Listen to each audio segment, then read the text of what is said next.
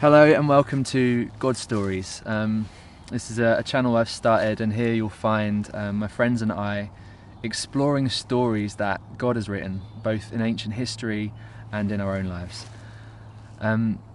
This video is going to be looking at my own story over the past 10 years or so, and we're also going to be looking at the story of a guy named John, who was one of the closest friends of Jesus when he was on earth, who was God the human being, Christians believe. So Mum's going to share with us a little bit about John and who he was.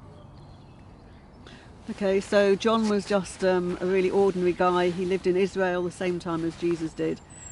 He was a fisherman. It was quite new fishing in Galilee at that time, but his family were making a business out of it, and his brother James was in it with him, and his father Zebedee.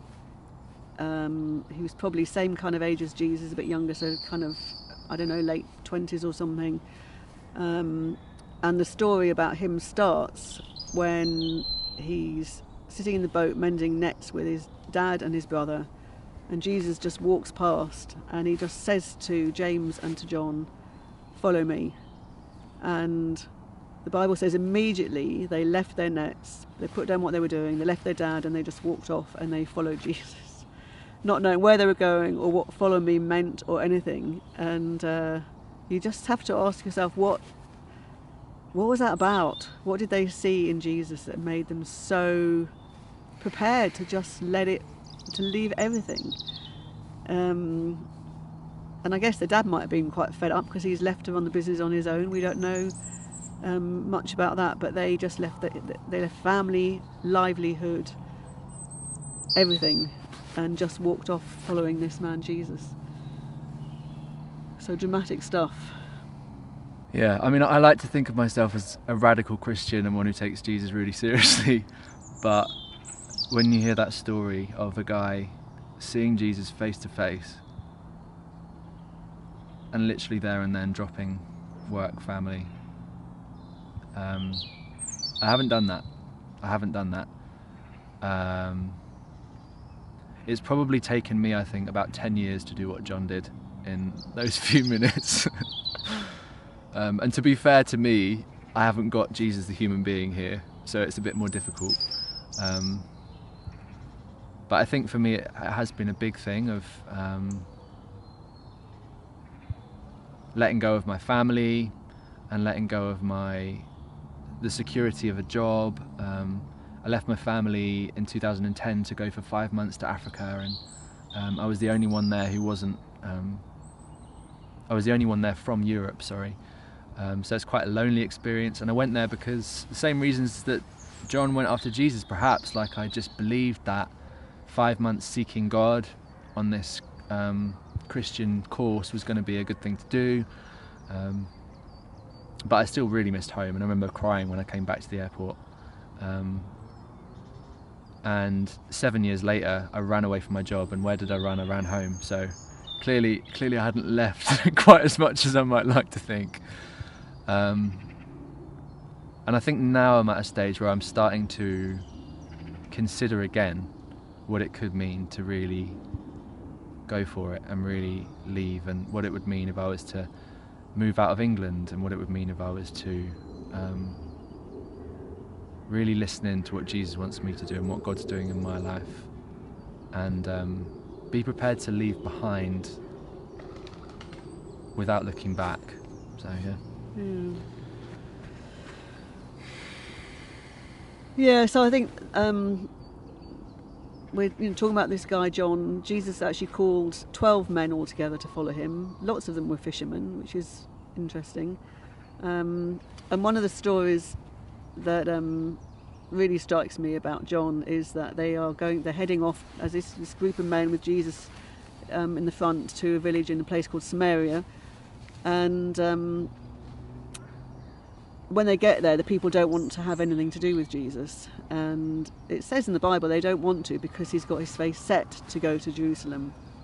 And one of the things that I think is really important to know is that Jesus didn't just die by accident. He knew right from the beginning of when he was, came to earth as a human being, that his mission was to die, and that it clearly wasn't easy. And there was times when it talks about his face being set, like being resolute.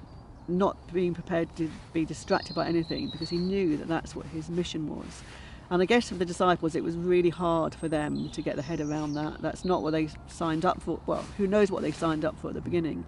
But this story in this village in Samaria, the people reject Jesus. They're not interested. And James and John just say to Jesus, Lord, can we call down fire from heaven and kind of burn the place up? And Jesus says, I came not to destroy people's lives, but to save them. And that picture of this tempestuous, passionate guy who can't tolerate, he can't tolerate Jesus being rejected, but I guess he also felt rejected. It makes me think about your passion at times, Josh. Yeah, no, it's really challenging. And as you were talking, I was thinking about it's like, and I feel this in myself, sometimes I feel like this raging fire, and I see a little fire, and it's horrible to think about it, but it's like I see somebody who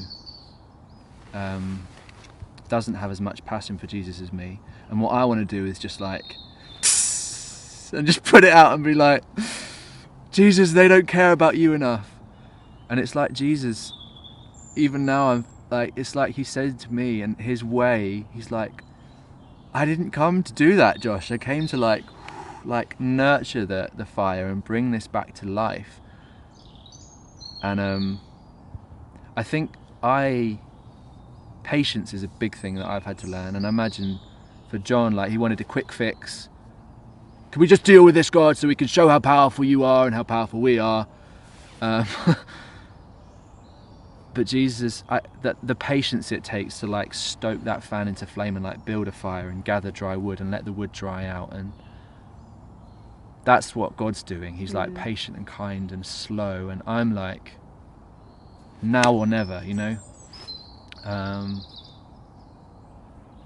So I've had to learn his way. Jesus says, I am the way. Do it my way. Learn from me. And so often I'm trying to be an impressive Christian person and trying to pull people into doing it my way. And Jesus is like, it's the opposite direction, buddy. Yeah.